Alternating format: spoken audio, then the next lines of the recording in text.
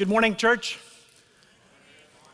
Hopefully those announcements give you a bit of an idea as to the different areas that we have available for you and your kids, or your grandkids, if that happens to be the case. These are the summer months, and a lot of things are happening that are unusual for us as a church because it is summer. And you see that through the activities happening at camp, incredible things happening there, a lot of lives impacted. Love camp. A big welcome to each of you that has joined us here within the sanctuary itself, and a big welcome to those who are joining us from the RTC Center with the families, and also a big welcome to those who are joining us online, wherever summer may have taken you. We appreciate you spending your time with us. Our lead pastor, Stefan, is currently on study break for another couple of weeks, and then he'll be back. But a big hello to Stefan and Louise, who I know are joining us online. We miss him, but we also recognize the importance of what he's doing while he's away. Next week, Pastor Martin will be back. He's off at camp this week, but he'll be back and he'll finish up the series, part 3 of Loneliness. I want to start this morning by sharing a shocking fact with you. It's going to be probably more shocking to those on this side of the room than on this side. I grew up with no screens. Can you imagine that? No screens. In fact, we didn't even have a television when I was growing up. So we grew up in the country. I was in a construction family, but we had devices. They were like a hammer, a saw, screwdriver, wrenches, and we learned how to fix and repair things. We broke a lot of things, and so that gave us a lot of practice. Not all my attempts were successful. Mom, I know you're in here somewhere. Sorry about the electric kettle. It only leaked a little bit after. I attempted to fix it and get all the, what they call Schädelstein out of the kettle. Didn't work too well, but I got better with time. As we were growing up, our kids would be familiar with something that we called a fix-it drawer. If something broke, you shoved it in the drawer, and Dad would get around to fixing it. Mostly. I recall there's a VHS tape that we found in there. Now, who knows what a VHS tape is? All right, most of you do. I thought there might be a bunch that may not. It was supposed to be repaired. By the time I got to it, technology had changed such that it was no longer required. So that I wasn't always equally successful in fixing things. Speaking of repairs, last year we got a recall notice on one of our vehicles. A recall notice, you know what that means? It's warranty. That means it doesn't cost you anything. It means that when you go to pick up the vehicle, they've washed it and vacuumed it. It's awesome. It's like a win-win. Now I dropped off the vehicle and went to go pick it up. Now I know that my vehicle isn't new. I mean, it's far from new, and it's got a lot of miles, but it was still okay. The service advisor indicated that they had done the warranty work, and so that was all good to go. But they'd also gone the extra mile, and while it was up on the hoist, they figured they would check it out to see what else it might possibly need. And then he handed me a list of the repairs that he felt were required. Well, that cost a lot more than I felt the vehicle was worth. So here's my question. How did this happen? How did the car suddenly fall apart? We'd been perfectly happy with the car up to this point. It started, it ran, it stopped, it drove, it heated, it cooled. Sure, it clunked and made some noises, but that's normal, right? We were okay with it. We didn't know that there were any big underlying issues that we needed to address, and some of them even safety issues. Unfortunately, it seems that this situation isn't just limited to my vehicles. You know, it's interesting how winters work around our house, and yours might be the same. But you spend the winter thinking of all the things that you need to fix come spring. It's pretty safe because spring is a long way off, and so you can make a pretty aggressive list. Because you know the things that are broken, they're the things that you were hoping snow would come quickly and cover, so you wouldn't have to deal with those things. I had a deck like that, 3 years in a row, it was on the list. But stuff breaks. And stuff keeps wearing out. So there's painting, there's flooring, there's windows to be replaced, there's shingles, there's eaves troughs to clean. And like I said, decks that wear out and get rotten. Oh, and then there's flower beds that need weeding, trees that need trimming, grass that needs mowing. And then you need to fertilize it and water it more so you can mow it again. And then I have appliances that occasionally need fixing, but they only need fixing after the warranty is done.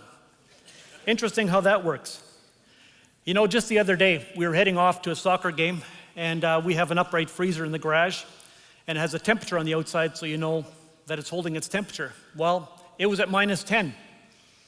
If you know freezer temperature, it should be at least at -18. So we ran out to the soccer game, came back. Now it was at -8. Well, alarm bells went off, and I thought, well, you know, the freezer is 15 years old. There's no sense spending money on a repairman to come fix it. So I expedited the decision, got a new freezer, threw everything into it, and then cleaned out the old one, and noticed that actually just the bottom weather stripping on the door had come loose. Could have saved myself $1,600. So thank you, Martin. Pastor Martin now has it in his garage. He says it's doing fabulously. And then, of course, some people tell me that you should always keep the old appliances because they last forever. It's the new ones that break, so his will probably outlast me. Stuff breaks.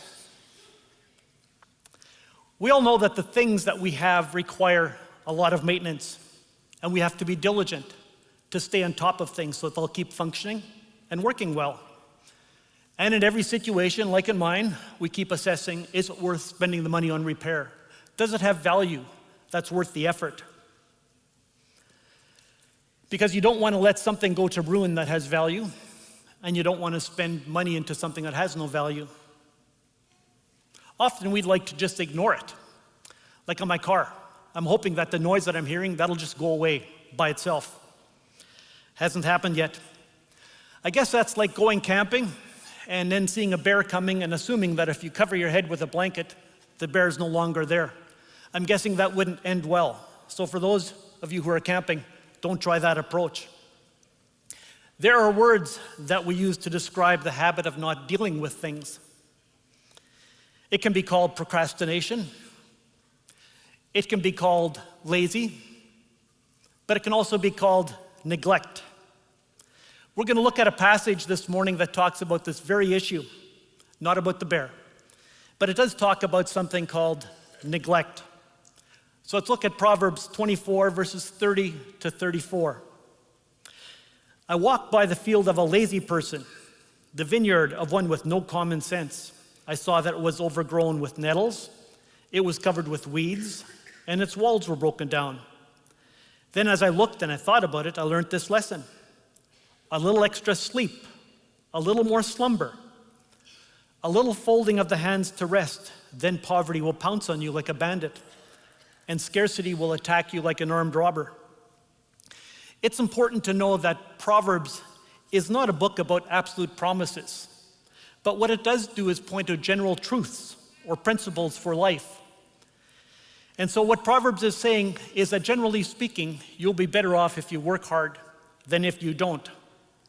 And the writer's painting a mental picture of something that speaks louder than words. He's using an illustration of a vineyard that's been left to ruin. His purpose is not to educate us on the agricultural practices of tending a vineyard.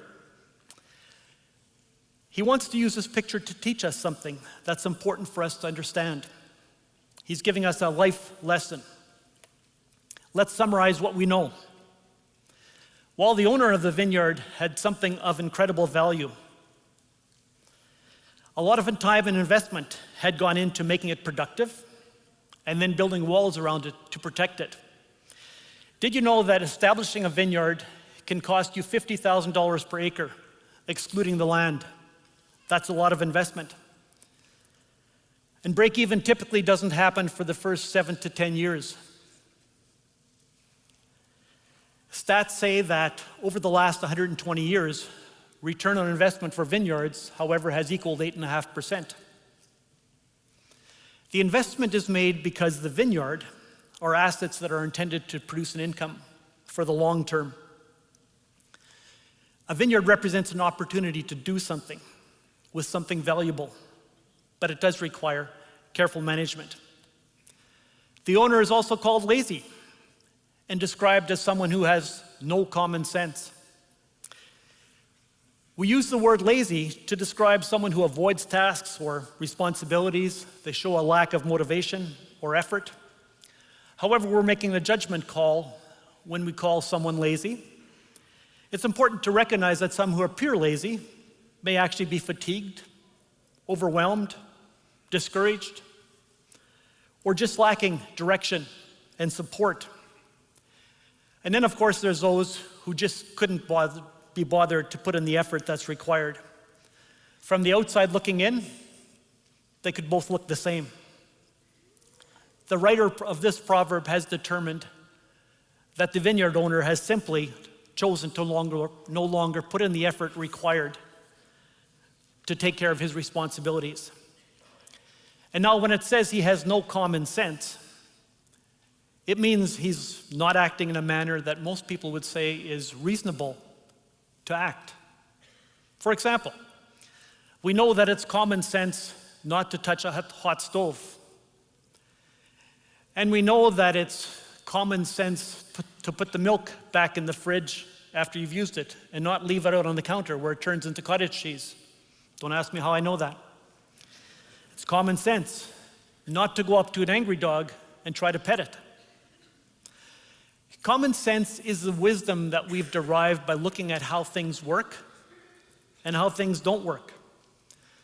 So common sense in this case would be that if you have a vineyard, the expectation is that you ought to put in whatever effort is necessary to take care of it. Now the vineyard is overgrown with nettles and covered with weeds. If you're not familiar with nettles, they're not friendly plants.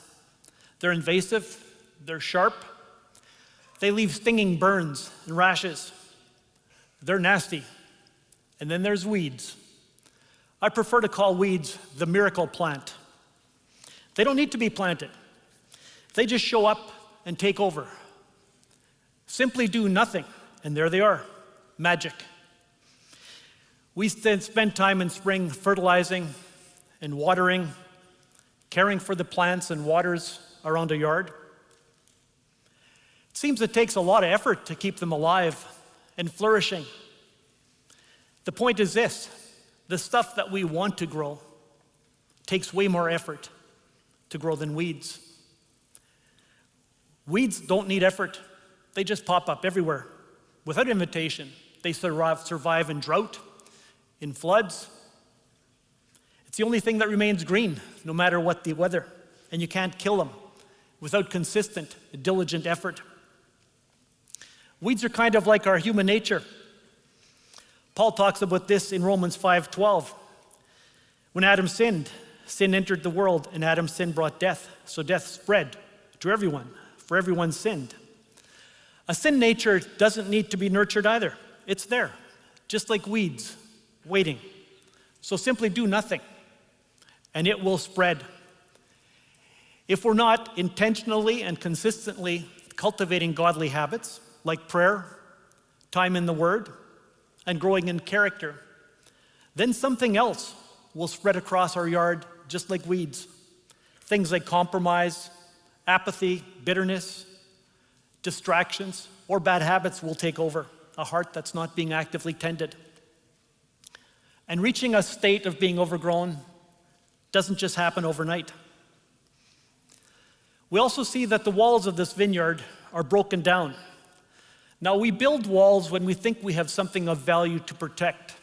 It keeps out things that shouldn't be in, like animals, people. But we also know that broken walls are not much better than no walls at all. Growing up in southern Manitoba and being familiar with beef cattle, I know that you can have miles and miles of really good fencing. In fact, it can be 99% really good with one broken piece. They all find that broken piece quickly. A broken fence is as good as no fence. You know, Ange and I thought we would plant a garden, and we thought we'd have garden boxes because it's nice. They're about this high, and we planted stuff in there. It grew. It was nice and green. We thought this was awesome, and so did the deer. They walked by. You know, they didn't have to bend their heads to eat. They just kind of grazed as they walked through. No walls is as good as no walls, is as good as no garden. We no longer have a garden. But there's a word used to describe a vineyard that's overgrown with weeds and surrounded by broken walls. It's called neglect. You might wonder what it is. Well, the definition is neglect is the failure to provide necessary care, attention, or support to someone or something for which one is responsible. It can be intentional, it can be unintentional, but it often leads to harm. It also implies that I have a duty to care for everything that I have been given, and that's a stewardship responsibility that I have to God for them.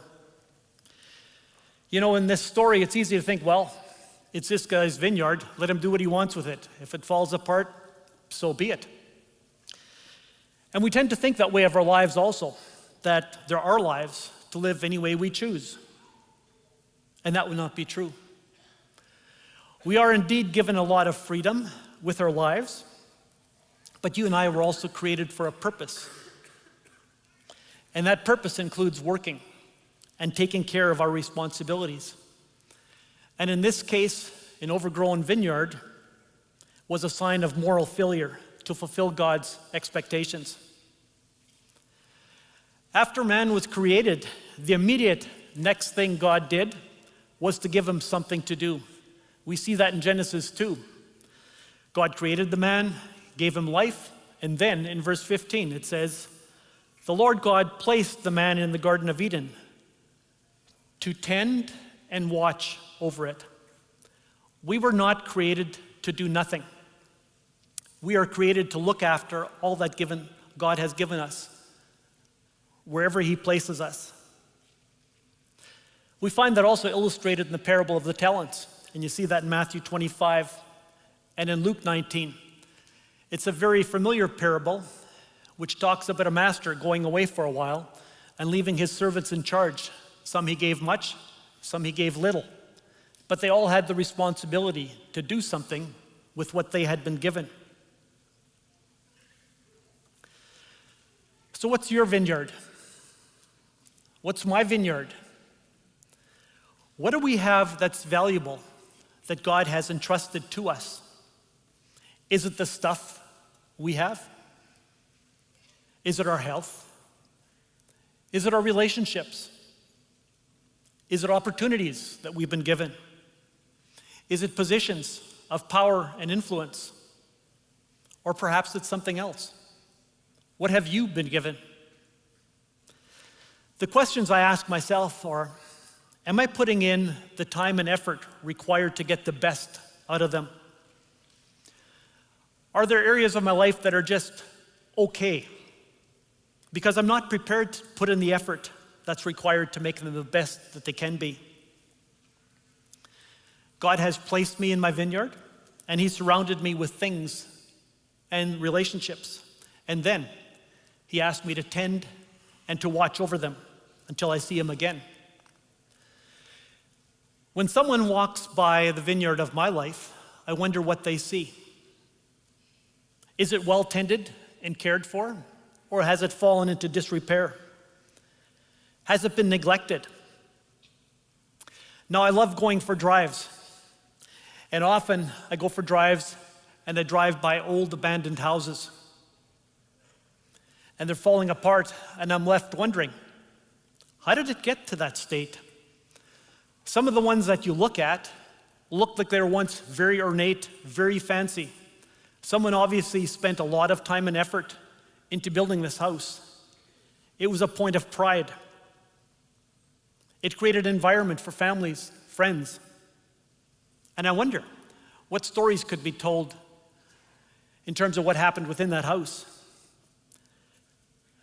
But at some point, it began to change from being an object of pride and has now become what we see today, a broken down structure, dark, empty, no life, except maybe for the birds flying in and out of the empty windows. Over time, something happened. Did they notice? Was it unintentional? But something caused it to no longer be maintained and valued for the purpose for which it was built. It was neglected, eventually became empty, and is now what we see today. So how does this happen in our life? How do we move from good to ruin?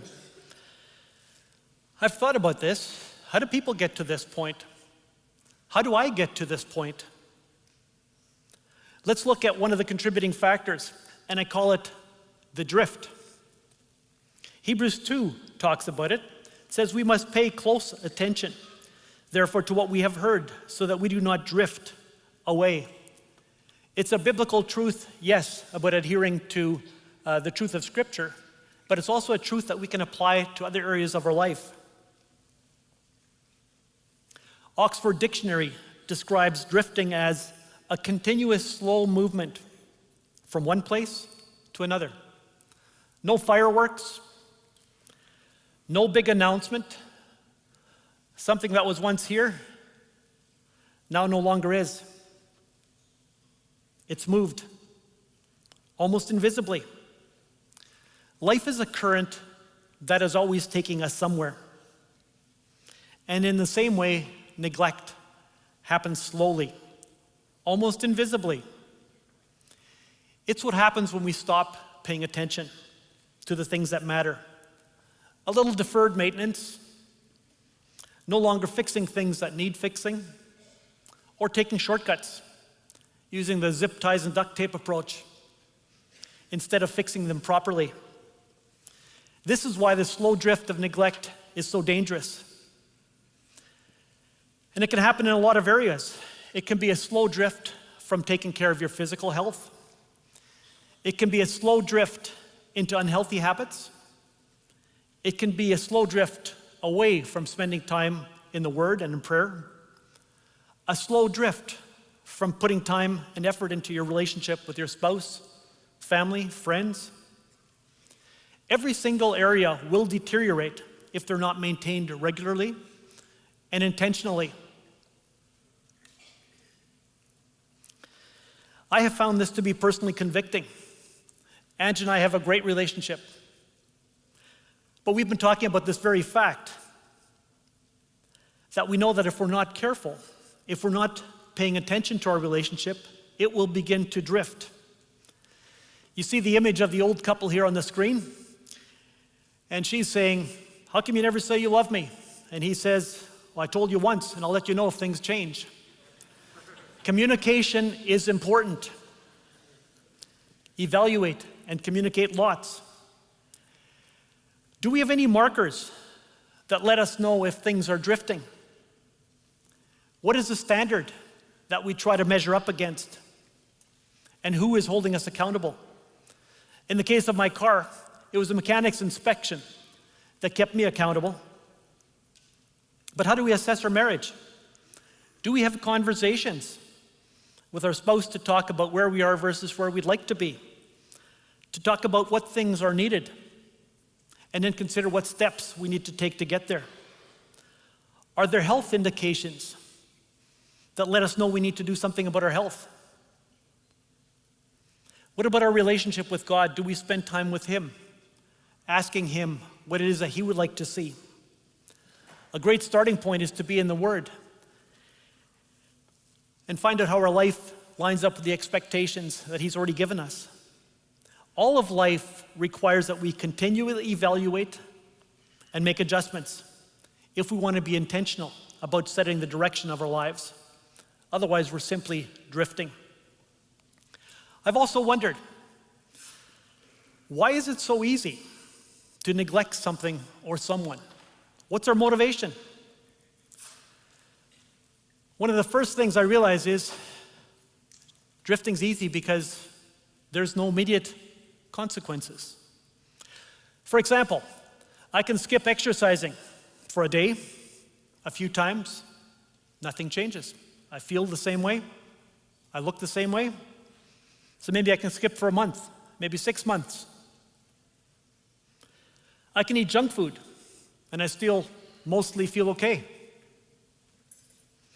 I could go past the recommended oil change on my car. It still drives, it still starts. So maybe oil changes are overrated. Maybe they're not necessary at all. I can skip having devos and prayer. I can do that for a day, maybe skip a week, maybe skip a month. I still haven't lost my faith, so is it really necessary? I can take my relationships for granted. I can become self-focused and ignore the need for intentional conversations with my family, my spouse, my friends, and it doesn't feel like much has changed. The vineyard in this proverb also didn't change overnight, but little by little. Verse 33 said, a little extra sleep, a little more slumber, a little folding of the hands to rest, and slowly but surely things decayed and eventually fell apart. Another reason, we tend to be ruled by feelings, and putting effort into things is hard work. It takes commitment, it takes consistency. It also requires action over feelings. My dad once gave me some marriage advice about feelings. He said, there may come a time in your marriage when you don't feel as in love as you once did. And when that happens, you need to become intentional about doing the things that you would do if you felt that you were in love. Keep doing it, and eventually your emotions will allow you to feel it. Many times we have to do the right thing just because it's the right thing to do, regardless of how we feel about it. There have been times in my life where I didn't feel like doing my devotions, like spending time in the Word. But you know what? As I was waiting to feel like it, I began to feel less like it. Yet if I disciplined myself to do it anyway and do it consistently, I began to feel like it more, and my hunger grew. There have been times in my life where I didn't feel like being selfless. I didn't feel like investing in relationships. I didn't feel like fixing what was broken. But it's freeing to know that I can change the way I feel. If I do the right things, regardless of how I feel in the moment, I can lead my emotions through my actions. Another reason is that we may have low expectations as to what could be possible. Jim Collins in the book Good to Great said, good is the enemy of great. That is one of the key reasons why we have so little that becomes great. Few people attain great lives in a large part because it is just so easy to settle for a good life. Even though we might recognize that things are not as they ought to be, we can rationalize that, well, at least it's still functional, and we can easily find people in our lives who are in a worse position than us. It's good enough. But we'll never get great results by putting in minimum effort. Look at the things in our lives that are good, and let's begin to imagine what it would look like if they were fantastic. We can also be caught up in hopelessness, that the gap is just too big between where we are right now and where we'd like to be. You know, when I was growing up, Dad was in construction, and us kids, we went along with Dad to work in the summertime. And I was probably about 11 or 12 years old, and he was doing basement floors. And so that requires that you shovel gravel into this small hole in the side of the basement, and before you can cement the floor.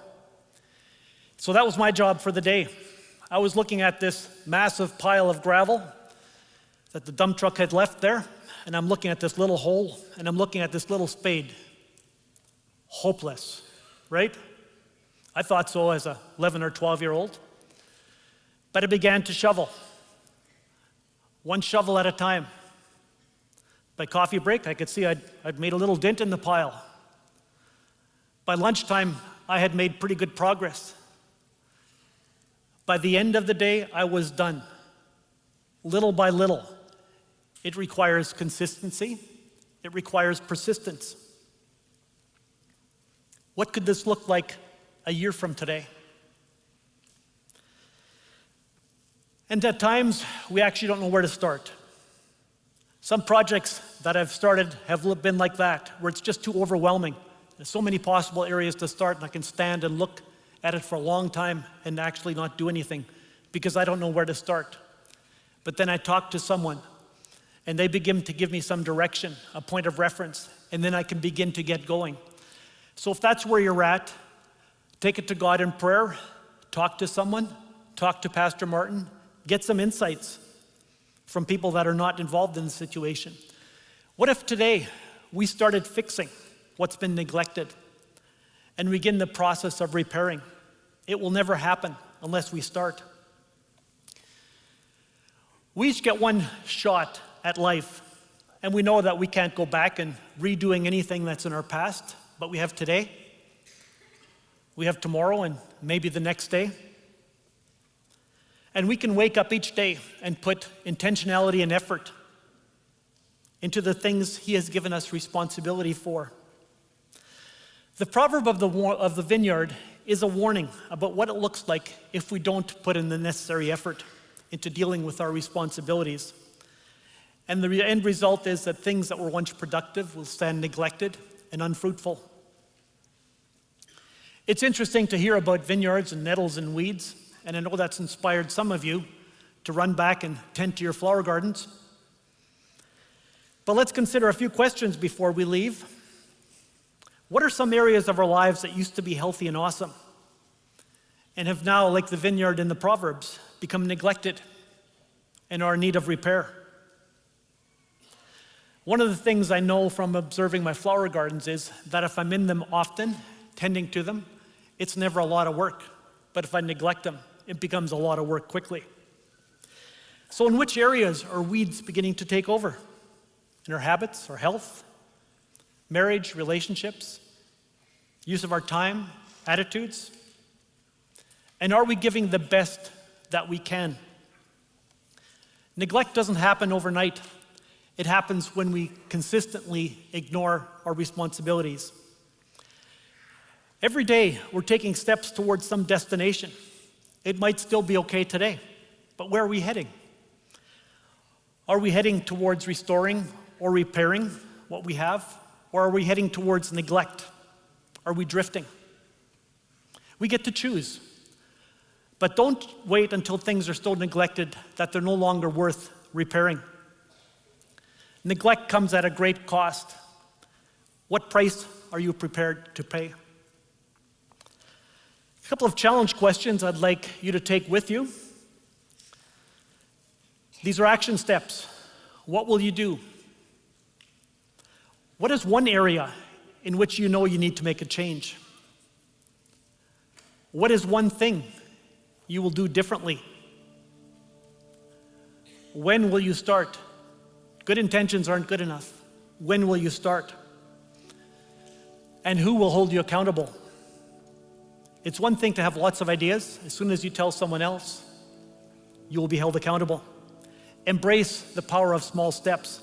Zechariah 4:10 says, "Do not despise these small beginnings, for the Lord rejoices to see the work begin." I'll leave you with Ephesians 5:15-16.